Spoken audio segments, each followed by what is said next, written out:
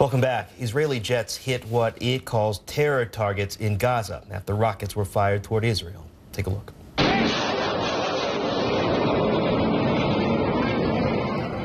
That's Israel's Iron Dome missile defense system intercepting some of those rockets. Meanwhile, along the border with Gaza, Palestinian officials say 4 people were shot and killed by Israeli soldiers, 180 wounded. CNN's Oren Lieberman following these developments. He is near the Gaza-Israel border. Oren, what is the latest with these continued rockets fired into the morning?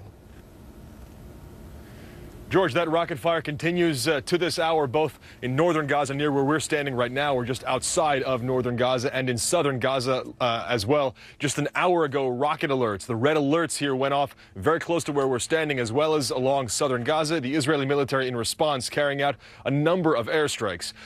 In a briefing about an hour and a half ago, Israel said that at this point, nearly 3 dozen rockets have been fired. A number of those have been intercepted by Israel's Iron Dome aerial defense system, and there has not been damage here or injuries to people.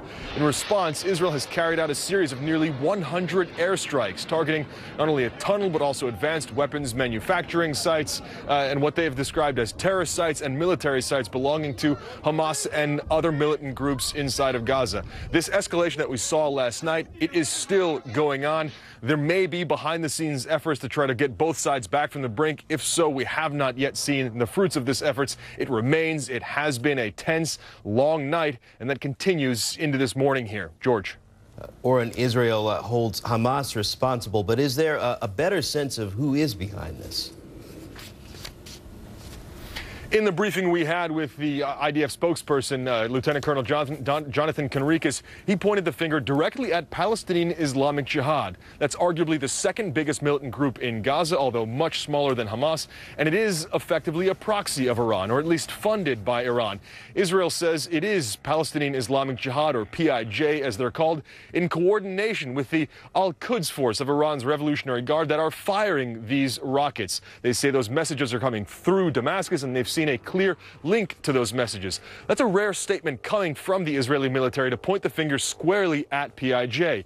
Perhaps more importantly, the Israeli military says the response will not be limited geographically, essentially opening up the possibility that Israel will strike Damascus or perhaps other Syrian or Iranian targets in Syria in response.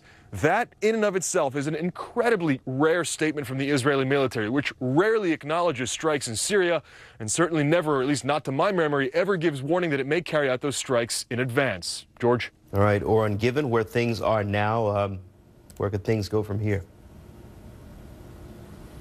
All the possibilities at this point remain on the table. Israel and Hamas have said and continue to say repeatedly that they're not interested in a war, but suddenly there is the other player, Palestinian Islamic Jihad, that's an important factor here, and what are their interests? So is there an effort not to drag this into a war? It certainly seems so. We're standing near Gaza, and this could be or would be a staging area if there was an attempt to launch some sort of ground invasion.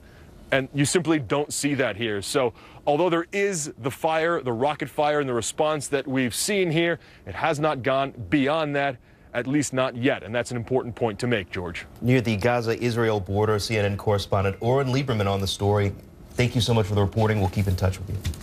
And a beautiful blue sky full of rockets. That just does not seem right. Well, it is a cold, stormy weekend in the northeastern U.S.